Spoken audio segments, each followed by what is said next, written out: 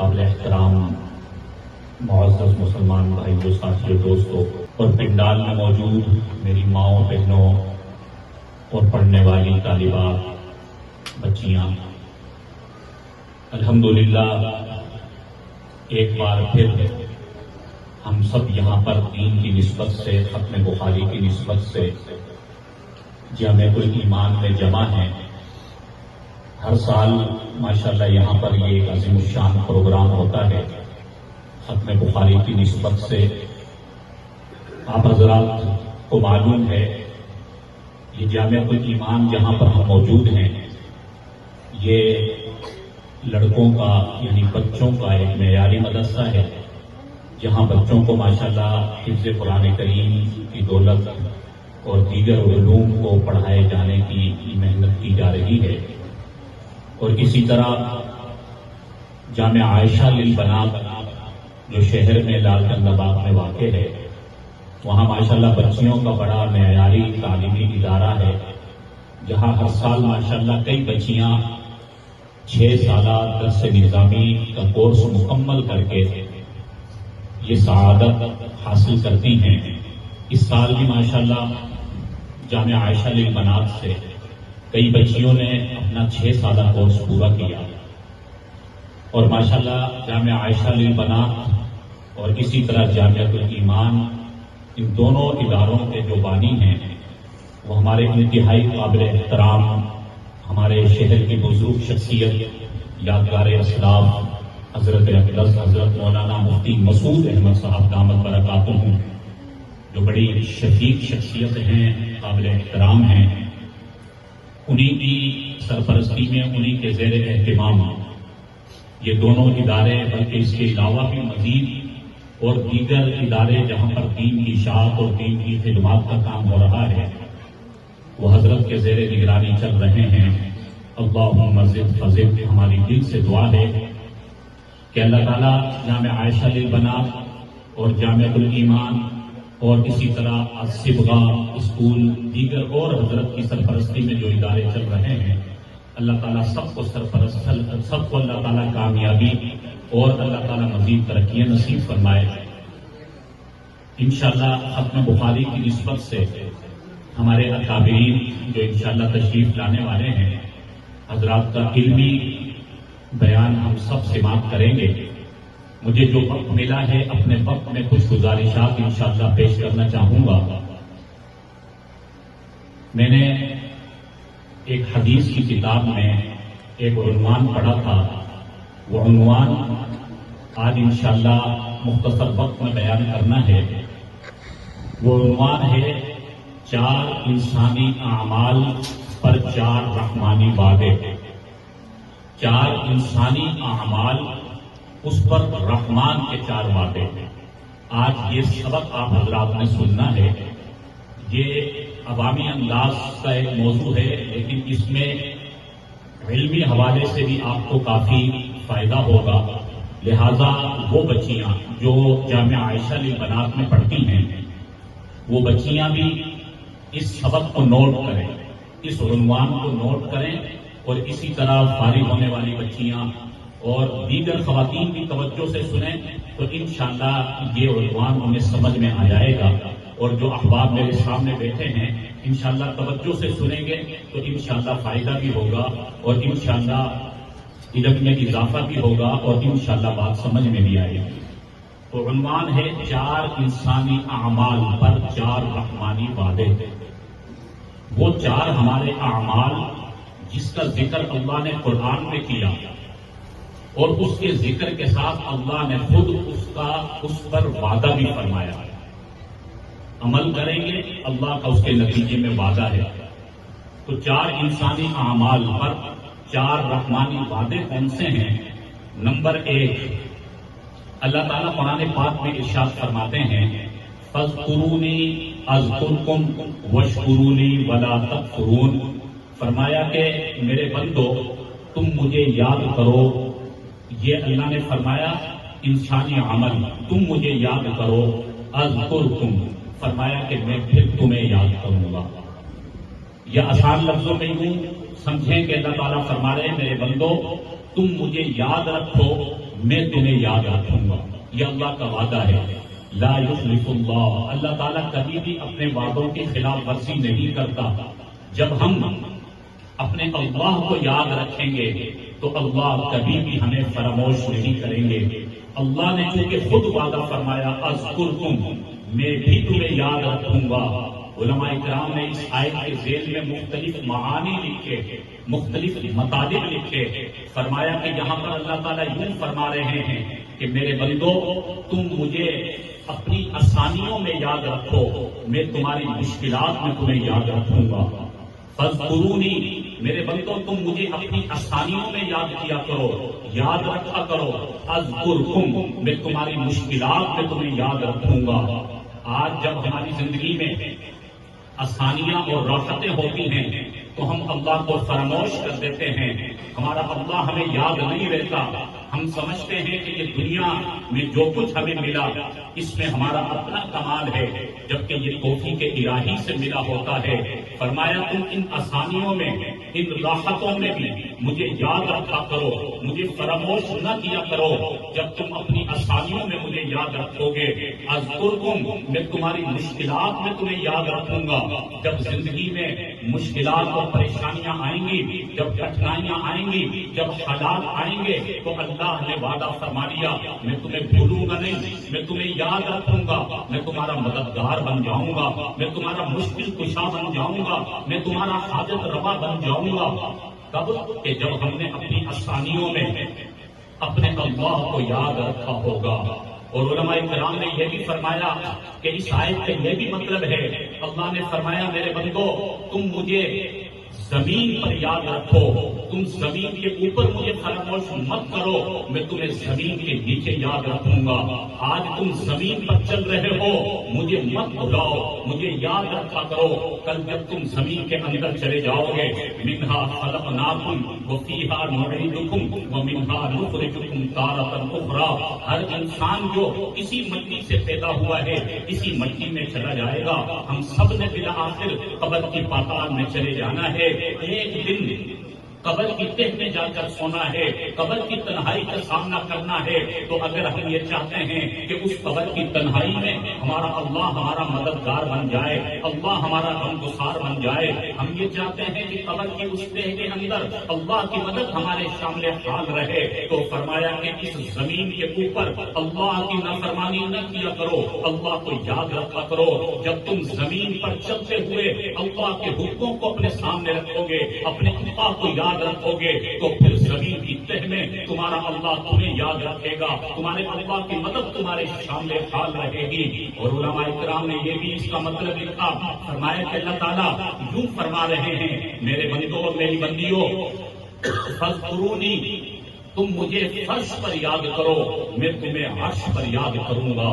تم یہاں فرش پر مجھے یاد کرو، میں عرش پر تمہیں یاد کروں گا. علماء نے یہ بھی لکھا، اللہ نے فرمایا میرے بندو تم دنیا میں مجھے یاد رکھو، میں آخرت میں تمہیں یاد رکھوں گا. فاذکرونی اذکرکم، یہ پہلا وہ انسانی عمل ہے جس پر رحمانی وعدہ. اللہ کو یاد رکھو، اللہ تمہیں یاد رکھے گا، اللہ تمہیں فراموش نہیں کرے گا. آج میرے بھائیوں چونکہ اللہ کی یاد سے ہم غافل ہو گئے، آج اللہ کے ذکر سے ہم غافل ہو گئے، اس لیے بے سکون ہیں، پریشان ہیں، کاروبار میں برکت نہیں، زندگی میں برکت نہیں، مختلف قسموں کی کٹھنائیاں پریشانیاں آج ہماری زندگی کا حصہ بن گئی. الا بذکر اللہ تطمئن القلوب، آؤ اگر دلوں کا اطمینان چاہیے تو اللہ کی یاد سے معمور ہو جاؤ، اللہ کو یاد رکھو، اللہ کی مان کر چلو. رب چاہے زندگی اختیار کرو تو اللہ تمہیں یاد رکھے گا، اللہ تمہیں قلبی سکون عطا فرمائے گا، اللہ کی طرف سے تمہیں راحتیں ملیں گی. تو پہلا عمل جس پر اللہ نے وعدہ فرمایا وہ ہے اللہ کو یاد رکھنا، جس کو ذکر الہی کہا جاتا ہے. تو یہ سبق یاد رکھیں، یہاں اللہ نے وعدہ فرمایا تم مجھے یاد رکھو میں تمہیں یاد رکھوں گا. اور دوسرے نمبر پر قرآن پاک میں اللہ تعالیٰ ارشاد فرماتے ہیں وَمَا كَانَ اللَّهُ مُعَذِّبَهُمْ وَهُمْ يَسْتَغْفِرُونَ. یہاں دوسرا وہ انسانی عمل ذکر کیا جا رہا جس پر رحمانی وعدہ. اللہ نے وعدہ فرمایا وَمَا كَانَ اللَّهُ مُعَذِّبَهُمْ، اللہ تعالیٰ اسے عذاب نہیں دیں گے، وَهُمْ يَسْتَغْفِرُونَ، جو استغفار کرتا رہے گا، جو توبہ کرتا رہے گا، جو اللہ سے معافی مانگتا رہے گا۔ تو توبہ اور استغفار یہ انسانی عمل ہے، جو اس کا اہتمام کرے گا اللہ کا وعدہ ہے وَمَا كَانَ اللَّهُ مُعَذِّبَهُمْ، اللہ اسے عذاب نہیں دیں گے۔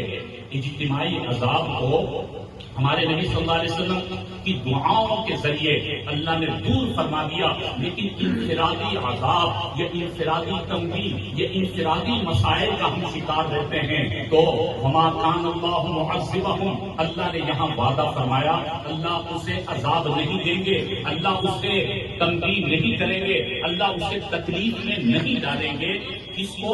جو انسان وہم یستغفرون، استغفار کرنے والا ہوگا، جو توبہ کرنے والا ہوگا، جو اللہ کے آگے دل جڑانا ہوگا، گڑگڑاتا ہوگا۔ تو میرے بھائیوں اور میری ماں اور بہنوں، یہ عمل جسے استغفار کہا جاتا ہے، اس کو اپنی زندگی کا معمول بنا لیجیے۔ اگر ہم یہ چاہتے ہیں کہ ہماری زندگی میں یہ تکالیف نہ آئیں، یہ عذاب کی شکلیں ہمیں نظر نہ آئیں، تو ہر دم روزانہ اللہ سے معافی مانگیں، توبہ کیا کریں، روزانہ استغفار کیا کریں۔ حضور علیہ السلام روزانہ 100 مرتبہ استغفار کیا کرتے تھے۔ ایک مرتبہ حضرت عائشہ رضی اللہ عنہا نے پوچھا، یا رسول اللہ، آپ تو بخشے ہوئے ہیں، آپ تو معصوم ذات ہیں، آپ روزانہ 100 مرتبہ استغفار کرتے ہیں۔ فرمایا افلا اکون عبدا شکورا، میں کیا اللہ کا شکر گزار بندہ نہ بنوں؟ عائشہ کیا میں اللہ کا شکر گزار بندہ نہ بنوں؟ ہمارے نبی بھی جب روزانہ 100 مرتبہ استغفار کیا کرتے تھے۔ ہم اور آپ تو خطا کے پتلے ہیں، ہم اور آپ تو کمزور ہیں، قدم قدم پر لفظیں، قدم قدم پر گناہ، کتنی نافرمانیاں ہم سے ہوتی رہی۔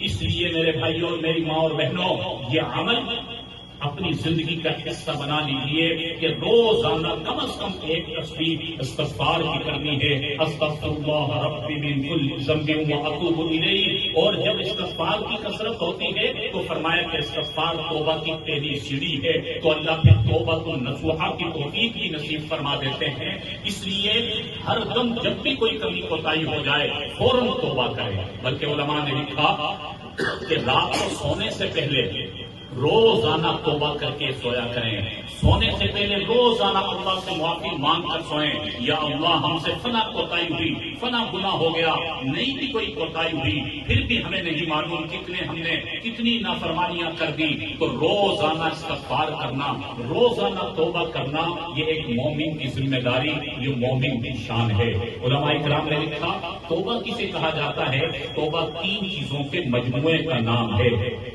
عام طور پر آج کل لوگ کہتے ہیں کہ جی ہم توبہ تو کرتے ہیں لیکن پھر بھی ہم سے گناہ سرزد ہو جاتے ہیں، لگتا ہے کہ ہماری توبہ کامل نہیں ہوتی، توبہ نصوحہ نہیں بنتی۔ تو علماء نے لکھا توبہ 3 چیزوں کے مجموعے کا نام ہے۔ پہلے نمبر پر فرمایا توبہ کے لیے ضروری ہے کہ جس گناہ میں ہم ملوث ہیں فوراً اس گناہ کو ترک کر دیں۔ توبہ کرنا چاہتے ہیں تو اس گناہ کو چھوڑ دیں۔ مثلا اگر کسی نے جھوٹ بول دیا اور وہ جھوٹ کی بیماری میں مبتلا ہے تو اب اگر وہ توبہ کرنا چاہتا ہے، پہلا کام توبہ کے لیے ضروری ہے کہ وہ جھوٹ کو اسی جگہ چھوڑ دے، جھوٹ کو ترک کر دے۔ یہ نہیں کہ توبہ تو کر رہا ہے لیکن جھوٹ کے گناہ میں پھر بھی ملوث ہے۔ ایک آدمی سود کے گناہ میں ملوث ہے، وہ سود کا کاروبار کر رہا ہے، اب اسے احساس ہوا کہ یہ تو اللہ کی نافرمانی ہے، اللہ سے کھلی جنگ ہے، مجھے توبہ کر لینی چاہیے، سود سے توبہ کر کے میں دور ہو جاؤں۔ تو فرمایا سب سے پہلا کام کہ وہ اس گناہ کو ترک کر دے، سود کو اسی وقت چھوڑ دے، پہلا کام۔ اور دوسرا کام اس کے دل کے اندر پشیمانی پیدا ہو، احساس پیدا ہو، ندامت پیدا ہو، اللہ کے آگے عاجز بن کر یا اللہ میں تیرا کمزور بندہ، میں اس سود کے گناہ میں ملوث ہو گیا، میں نادم ہوں، یا اللہ میں جھوٹ کے گناہ میں ملوث ہو گیا، میں نادم ہوں، میں نے کسی کے ساتھ زیادتی کر دی، میں ظالم بن گیا، یا اللہ توبہ کرنے چلا ہوں، یا اللہ میری توبہ قبول فرما۔ میرے دل میں ندامت ہے، دل میں پشیمان ہونا، دل میں نادم ہونا، یہ توبہ کے لیے دوسری چیز ہے۔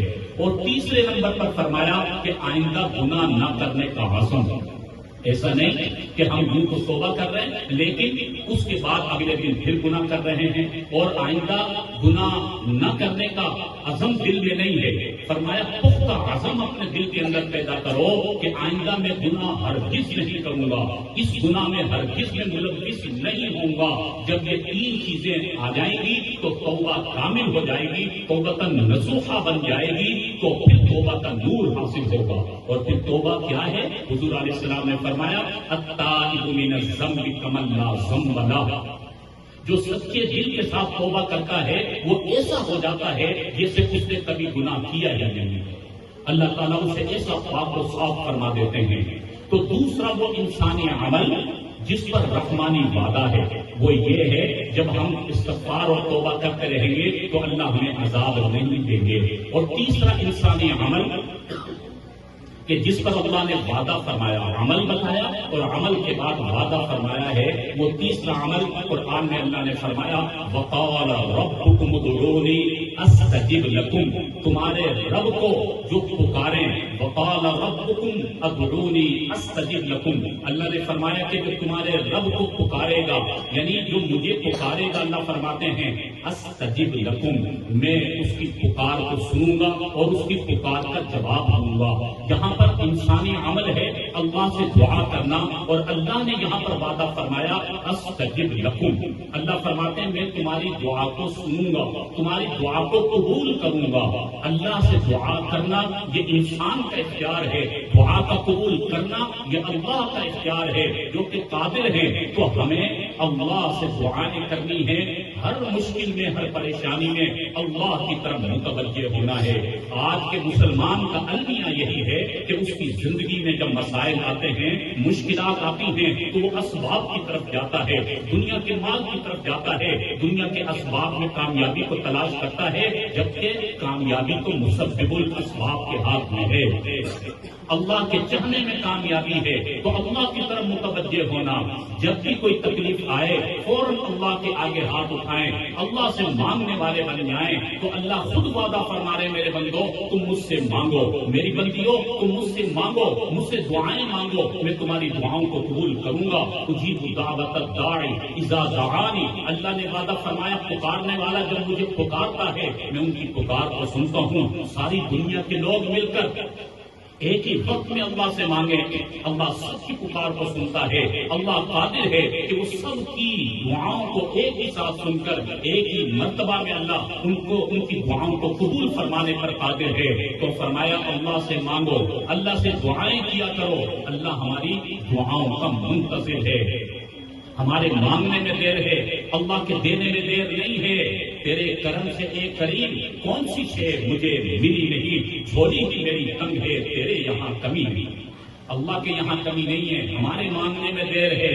وہ ایک واقعہ مجھے یاد آ گیا، ایک صاحب جو بت پرست تھے، بتوں کو پوجا کرتے تھے، مشرک تھے، کافر تھے، اور اس نے اپنے ہاتھ سے اپنا بت بنا رکھا تھا اور اپنے بت کو سامنے رکھ کر وہ روزانہ کبھی سجدے کرتا، کبھی رکوع کرتا، کبھی اپنی جبین کو اس کے آگے جھکاتا اور دعا کیا کرتا اور اسے کہا کرتا یا سنم میرا فلاں مسئلہ حل کر دے۔ عربی میں سنم بت کو کہا جاتا ہے۔ اس کا روزانہ یہ معمول تھا کہ وہ یا سنم کہتے کہتے اپنے بت کے آگے کبھی سجدے کرتا، کبھی رکوع کرتا اور مانگا کرتا اور رویا کرتا، اے صنم میرا فلاں مسئلہ حل کر دے، یا صنم میرا فلاں مسئلہ حل کر دے۔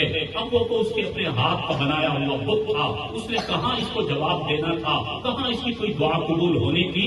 روایت میں آتا ہے کہ ایک دن اچانک یا سنم پکارتے پکارتے اسے اونگ آ گئی، نیند آ گئی، اور نیند کی حالت میں اس کی زبان سے یا سنم کے بجائے یا سمد کا لفظ نکل گیا۔ سمد اللہ کا صفاتی نام ہے۔ نیند میں بھول سے اچانک اس کی زبان سے نکلا یا سمد۔ روایت میں آتا ہے فوراً اللہ کی طرف سے جواب آیا لبیک یا عبدی، حاضر ہوں میرے بندے، بتا تیرا مسئلہ کیا ہے۔ لبیک یا عبدی، حاضر ہوں میرے بندے، بتا تیرا مسئلہ کیا ہے۔ فرشتوں نے عرض کیا یا اللہ، یہ تو تیرا مشرک بندہ ہے، یہ تو تیرا نافرمان ہے، تیرے حکموں کو توڑنے والا کافر ہے، اس لیے آج آپ کو پکارا، بھولے سے پکارا، نیند کی حالت میں پکارا اور آپ نے لبیک کا یاد دی، فوراً اس کی پکار کا جواب دے دیا۔ اللہ نے جواب میں ارشاد فرمایا، ہاں میرے فرشتوں مجھے پتا ہے میرا یہ نافرمان بندہ ہے، یہ کافر ہے، میرے حکموں کو توڑنے والا، ساری زندگی یہ اپنے صنم کو پکارتا رہا، یا صنم کی رٹ لگاتا رہا۔ اس کے صنم نے کبھی اس کی پکار کا جواب نہ دیا، کبھی بھی اس کی بات کو نہ سنا۔ آج بھولے سے صحیح، آج نیند کی حالت میں صحیح، اس نے مجھ سمد کو پکارا۔ آج اگر میں سمد بھی اس کی پکار کا جواب نہ دیتا تو اس کے صنم میں اور سمد میں فرق کیا رہ جاتا؟ تو فرق کیا رہ جاتا؟ یہ اللہ ہیں جو منتظر ہیں، ہمارے منتظر ہیں، اپنے بندوں اور بندیوں کی دعاؤں کے منتظر ہیں کہ میرے بندے مجھ سے مانگے، مجھ سے دعائیں کریں، میں ان کی دعاؤں کو سنوں۔ میرے بھائیوں، ہمارے اللہ جو ہم سے، ہماری سگی ماں سے بھی 70 گنا زیادہ محبت فرماتے ہیں، تو اللہ سے رشتہ تعلق مضبوط کریں۔ میری مائیں بہنیں جو بیٹھی ہیں، بہت سی مائیں بہنیں مختلف الجھنوں میں مبتلا، بیچاری مختلف مسائل میں، گھروں کے بہت سے مسائل ہیں۔ اگر ہم چاہتے ہیں کہ ان مسائل کا حل ہمیں مل جائے تو اس کے لیے ہم اللہ سے مانگنا سیکھیں۔ یہاں پر ایک بات مجھے یاد آ گئی، عام طور پر شیطان جو ہے، شیطان یہ جو ہمارا ازلی دشمن ہے، یہ شیطان ہمیں مایوس کرتا ہے۔ ہم دعائیں کر رہے ہوتے ہیں اور ہمیں محسوس ہوتا ہے کہ ہماری دعا شاید قبول نہیں ہوئی، ہمیں شکوہ ہوتا ہے کہ ہم نے اللہ سے مانگا، ہمارا مسئلہ حل نہیں ہوا۔ یاد رکھیے، اللہ تعالیٰ کبھی اپنے وعدے کی خلاف ورزی نہیں فرماتا۔ یقیناً اللہ دعاؤں کو قبول کرتا ہے، بشرطے کہ کوئی حرام لقمہ پیٹ میں نہ جائے۔ تو ہر مسلمان مرد و عورت، ہر بڑے چھوٹے کی دعا اللہ یقیناً قبول فرماتے ہیں، کسی کی دعا کو بھی رد نہیں فرماتے، یہ یقینی بات ہے۔ لیکن اللہ تعالیٰ کی قبولیت کے اپنے انداز ہیں، یہ بات یاد رکھنے کی ہے، توجہ سے سننے کی اور لکھنے کی بات ہے۔ مائیں بہنیں بھی سنیں جو عام طور پر اللہ سے مانگ کر بیچاری مایوس ہو جاتی ہیں کہ ہمارا مسئلہ حل نہیں ہوا۔ علماء کرام نے لکھا، اللہ کسی کی دعا کو رد نہیں فرماتا، لیکن اللہ 3 طرح سے دعاؤں کو قبول فرماتا ہے۔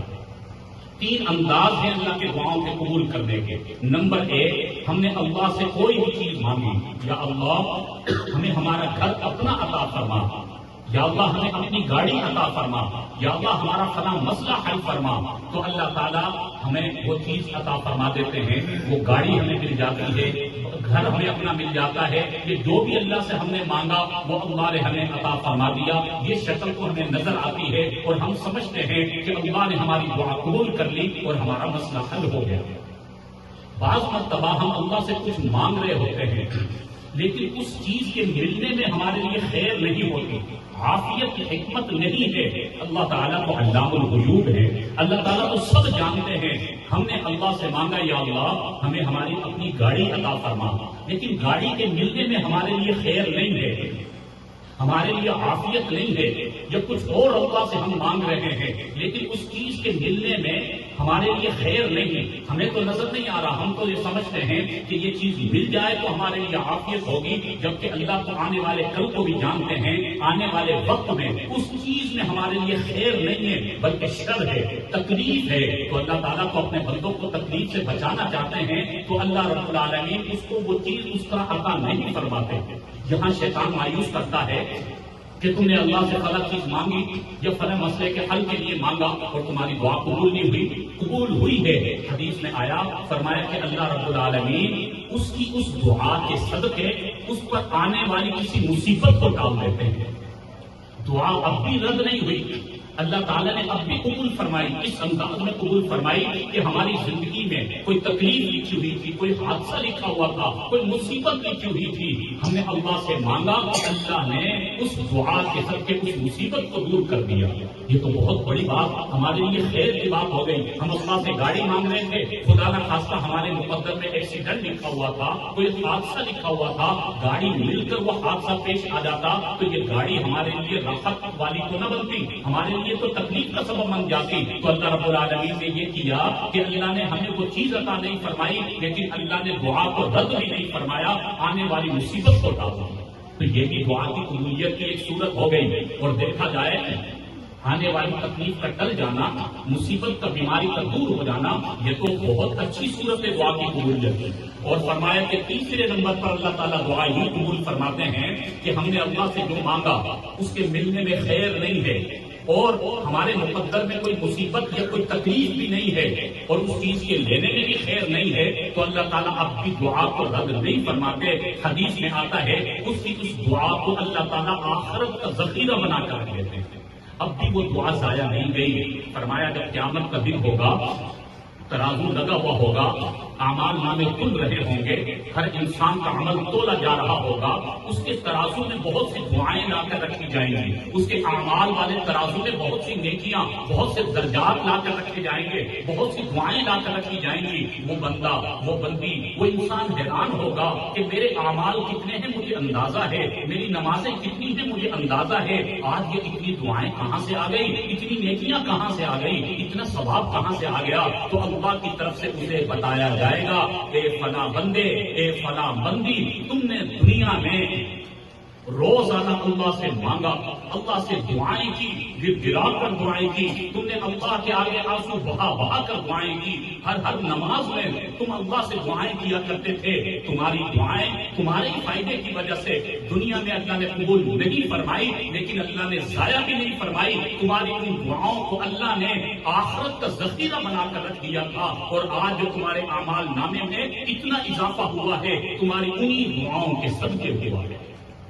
حدیث میں آتا ہے اس وقت وہ بندہ اور بندی، وہ انسان کہے گا، ہائے کاش دنیا میں میری ایک بھی دعا قبول نہ ہوئی ہوتی، اللہ میری ساری دعاؤں کو آخرت کا ذخیرہ بنا کر رکھ دیتے۔ اللہ اکبر، اصل تو بھائی آخرت ہے نا، کبھی نہ ختم ہونے والی زندگی، دنیا کی زندگی تو گزر ہی جائے گی، دنیا میں تو ہم گسار بھی ہیں، ہم درد بھی ہیں، رشتہ دار بھی ہیں، عزیز و اقارب بھی ہیں، یہاں تو کوئی نہ کوئی حل ہوتا ہے، وہاں تو انسان اکیلا ہوگا، تنہا ہوگا، کوئی پوچھنے والا نہیں ہوگا۔ یوم یفر المرء من اخیہ وامہ وابیہ وصاحبتہ وبنیہ، وہ قیامت کا دن تو وہ دن ہوگا جب کوئی کسی کے کام نہیں آئے گا، نہ مال کام آئے گا، نہ دولت کام آئے گی، نہ منصب کام آئیں گے، نہ عہدے کام آئیں گے، نہ وزارتیں کام آئیں گی، اور یہاں تک قرآن نے بتا دیا اس قیامت کے دن کو یاد رکھو کہ جب باپ بیٹے سے بھاگے گا، بیٹا باپ سے بھاگے گا، شوہر بیوی سے بھاگے گا، بیوی شوہر سے بھاگے گی، بھائی بھائی سے بھاگے گا، دوست دوست سے بھاگے گا، کوئی کسی کو ایک نیکی دینے کو تیار نہیں ہوگا، وہاں کوئی ہمارا ہمدرد نہیں ہوگا، کوئی غمگسار نہیں ہوگا، کوئی مددگار نہیں ہوگا، کوئی معاون نہیں ہوگا، کوئی پاسبان نہیں ہوگا، وہاں تو ہمارا عمل ہمارے ساتھ ہوگا۔ اچھے اعمال ہیں تو آسانیاں ہو جائیں گی، اعمال ساتھ نہیں ہوں گے تو ناکامیاں ہیں، پریشانیاں ہیں۔ اس آخرت کی گھڑی میں اگر ہمارے لیے یہ آج کی مانگی ہوئی دعائیں کام آ جائیں، ہمارا بیڑا پار ہو جائے، آسانی ہو جائے، اللہ کی رضا ملے اور جنت میں چلے جائیں، تو میرے بھائیوں اور میری ماں اور بہنوں، یہ کتنی بڑی سعادت کی بات ہوگی۔ اس لیے کبھی بھی شیطان کی باتوں میں آ کر ہرگز مایوس نہ ہوا کریں، اللہ سے مانگنا نہ چھوڑا کریں۔ ایک ہی تو ذات ہے کہ جس کا در ہر وقت کھلا ہوا ہے، اسی ذات ہی سے تو سب کچھ ملے گا، اس کے در سے اگر دور ہو جائیں گے تو در بدر ہو جائیں گے، ہاں پریشان ہو جائیں گے۔ تو اس لیے میرے بھائیوں اور میری ماں اور بہنوں، یہ تیسرا انسانی عمل جس پر رحمانی وعدہ، اس کو یاد رکھیں، وقال ربکم ادعونی استجب لکم، اللہ نے فرمایا جو مجھے پکارے گا، مجھ سے دعا کرے گا، اللہ اس کی دعا کو قبول فرمائیں گے۔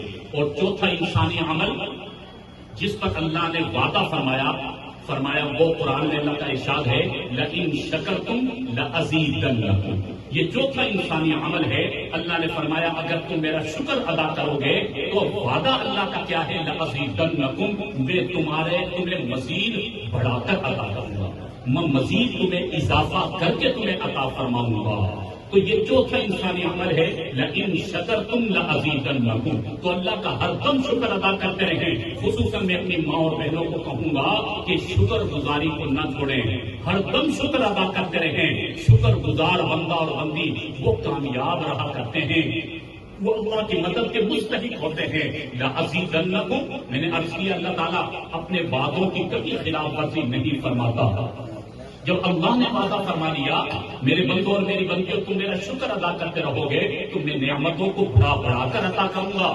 تو علماء کرام نے لکھا کہ چاہے کوئی دین کی نعمت مل جائے اس پر بھی اللہ کا شکر ادا کریں. میری وہ بچیاں جو ماشاءاللہ مدرسہ عائشہ للبنات سے اپنا 6 سالہ درس نظامی مکمل کر کر جا رہی ہیں وہ بھی اللہ کا شکر ادا کریں. اپنا کمال نہ سمجھیں, اس پر ناز نہ کریں کہ میں عالمہ بن گئی. نہیں بلکہ اللہ سے ڈرتے ڈرتے اللہ کا شکر ادا کرتے رہیں. یا اللہ تیرا ہی کرم, یا اللہ تیرا ہی فضل, یا اللہ تیرا ہی شکر جو مجھے بھی آپ نے اتنا عظیم علم اس کا تھوڑا سا حصہ عطا فرما دیا. اس دین کی نعمت کے ملنے پر بھی جب شکر ادا کیا جائے گا تو اللہ کا وعدہ ہے لَأَزِيدَنَّكُمْ, اللہ تعالیٰ اس نعمت کو مزید بڑھا دیں گے, یعنی مزید علم کو بڑھائیں گے اور عمل کی بھی توفیق نصیب فرمائیں گے.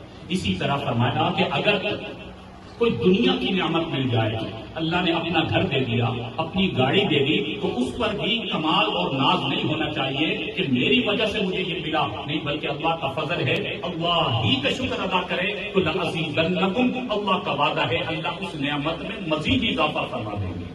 تو یہ 4 آج کا عنوان تھا, 4 انسانی اعمال پر 4 رحمانی وعدے.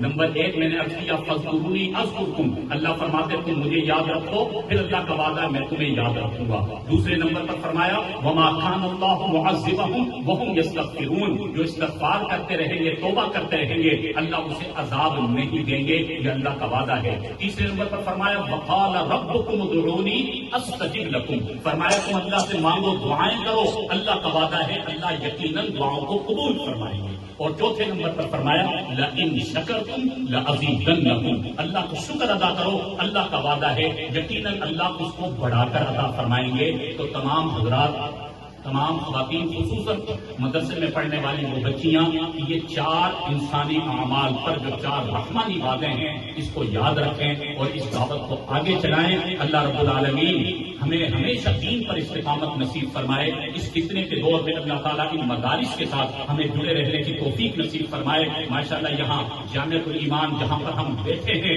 یہ ایک معیاری درسگاہ ہے جو حضرت اقدس حضرت مفتی مسعود احمد صاحب اس کے بانی ہیں اور محتمم ہیں.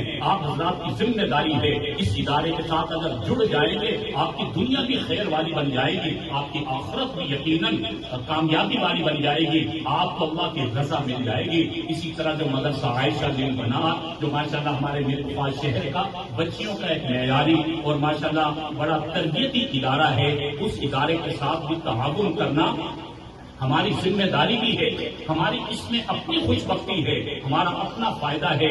یاد رکھیے میرے بھائیوں اور میری ماں اور بہنوں, اللہ کا دین کسی کو محتاج نہیں ہے. اگر ہم تعاون نہیں کریں گے تو اللہ تعالیٰ کسی اور کو قبول فرما لیں گے, اللہ کسی اور کا تعاون لے لیں گے. کام رکا نہیں کرتے. جب سے اسلام کا سورج طلوع ہوا ہر دور میں فتنے تو آتے رہے لیکن یہ دین اسلام کا کام اسی طرح چلتا رہا. اس وقت مدارس کی شکل میں الحمدللہ دین اسلام کی اشاعت کا جو بڑا مؤثر کام ہو رہا ہے اور سب سے زیادہ فتنے بھی انہی دینی اداروں کے خلاف ہیں, تو اتنی زیادہ ہماری ذمہ داریاں بنتی ہیں. خوش نصیب ہیں وہ لوگ جو ان اداروں کے ساتھ جڑ کر اپنا حصہ ملا کر اپنی دنیا اور آخرت کو سنوار لیں گے. اللہ رب العالمین ہم سب کو دینی اداروں کی قدردانی نصیب فرمائے. اللہ تعالیٰ جامعۃ الایمان مدرسہ عائشہ للبنات کو مزید اللہ ترقیاں, اللہ تعالیٰ مزید کامیابیاں نصیب فرمائے. حضرت اقدس حضرت استاد العلماء یادگار اسلاف انتہائی ہمارے شفیق بڑے بھائی حضرت مفتی مسعود احمد صاحب کو اللہ تعالیٰ مکمل صحت عطا فرمائے. باوجود علالت کے الحمدللہ بہت اللہ ان سے کام لے رہا ہے. کتنے ادارے ماشاءاللہ چل رہے ہیں بڑے معیاری انداز میں, مکمل ان کی تربیت کے ساتھ اور مکمل شفقت کے ساتھ. اللہ تعالیٰ ان کو مکمل صحت اور مکمل تروتازگی نصیب فرمائے. وآخر دعوانا ان الحمدللہ رب العالمین.